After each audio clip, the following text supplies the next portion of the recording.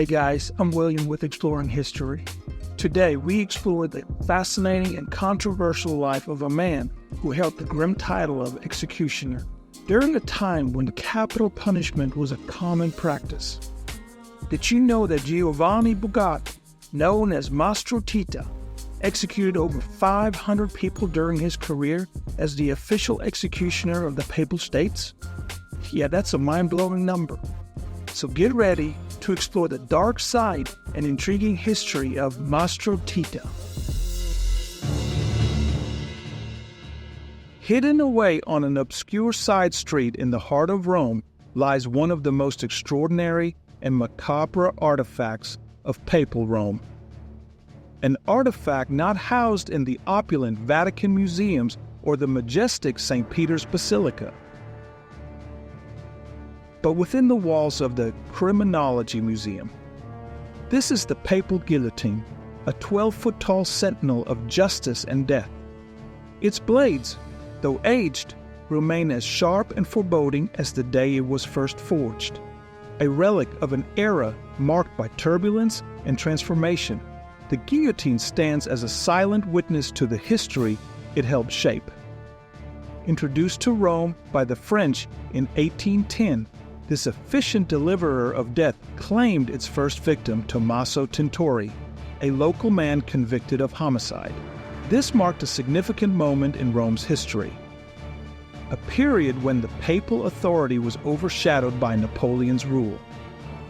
By 1815, with the return of papal control, the guillotine had found its grim place in the justice system of the Papal States. Giovanni Battista Bugatti, known to Romans as Mastro Titta, was the man behind the executions. Appointed as the official executioner in 1796, Bugatti's career spanned 68 years, during which he executed 514 individuals. Short and portly, yet always impeccably dressed, Bugatti became a notorious figure in Rome, his presence both feared and morbidly respected. Whenever Mastro Titta crossed the Ponte Sant'Angelo, the people of Rome knew an execution was imminent. His passage across the bridge was a signal, a prelude to the grim spectacle that would soon unfold in public squares like Piazza del Popolo and Campo de' Fiori. These events, decreed by the Pope, were meant to be exemplary, a stark reminder of the consequences of crime. Outside his official duties, Bugatti led a surprisingly ordinary life, selling painted umbrellas and souvenirs to tourists. Yet, his notoriety never faded. For his own safety, he was restricted to the Trastevere neighborhood, avoiding the wrath of vengeful relatives of those he had executed. In Valentano's historical archives, an account of Bugatti's first execution vividly describes the event. On this fateful day, I struck Marco Rossi with a mallet and killed him.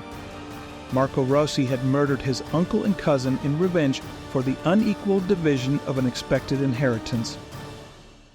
This testimony provides a glimpse into the brutal methods of justice before the introduction of the guillotine. Bugatti was a celebrity in his time, a figure of paradoxical fame. His notoriety extended beyond his grim profession, making him a subject of intrigue for the literary elite of his time. Lord Byron, the renowned British poet, mentioned Bugatti in a letter to his editor John Murray, highlighting the executioner's unique presence in Rome. In 1845, Charles Dickens witnessed one of Bugatti's executions and later recounted the experience in his book Pictures of Italy, capturing the stark reality of Bugatti's work. The Italian poet Giuseppe Gioacchino Belli wrote several satirical sonnets in Bugatti's honor, reflecting the public's complex perception of him, a man of humble profession, yet celebrated by the upper echelons of society. In one of the most famous sonnets, Belli ironically referred to Bugatti as a swift cure for a headache, a testament to the paradoxical nature of his fame. Bugatti retired at the remarkable age of 85, having served in his grim profession for over 6 decades, personally overseeing the execution of hundreds. His retirement in 1864 was marked by an official decree from Pope Pius IX, who granted Bugatti a generous pension in recognition of his long and faithful service. This moment signaled the end of an era in Rome where Bugatti had become a legendary figure, both feared and strangely revered. Though Bugatti stepped away from his duties, his legacy continued to linger in the public's minds, making him one of the most prolific executioners in history. His retirement was a significant event, not only because it marked the conclusion of his career, but also because it symbolized the waning influence of the Papal States during a period of immense political change in Italy. Bugatti lived his final years in relative obscurity, passing away in 1869, just months before the fall of the Papal States and the unification of Italy.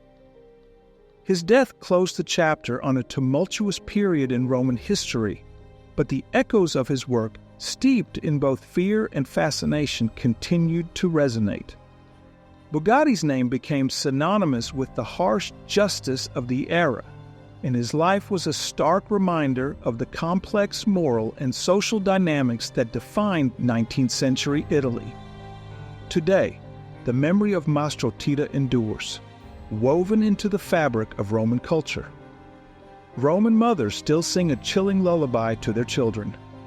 Sega, Sega, Mastro Titta, a haunting reminder of a time when justice was swift and unyielding.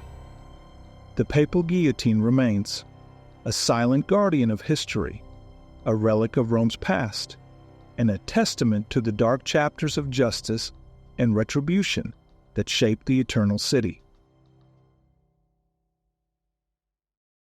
So there you have it, the complex legacy of Giovanni Bugatti, also known as Mastro Titta. His life and actions continue to provoke discussions about justice, humanity, and the moral implications of capital punishment. Was he a monster, or just a man doing his job in a time when such roles were deemed necessary? It's a tough question, and one that can spark intense debate even today. Now, I want to hear from you. What do you think about Mastro Titta's role as an executioner? Was it justified? Or does it raise more questions than answers? Leave your thoughts in the comments below. And don't forget, check out other videos on historical figures, their impact on society. Don't forget to like, share, and subscribe. Thank you for watching. I'm William, and I can't wait to see you next time when we explore moments that made history.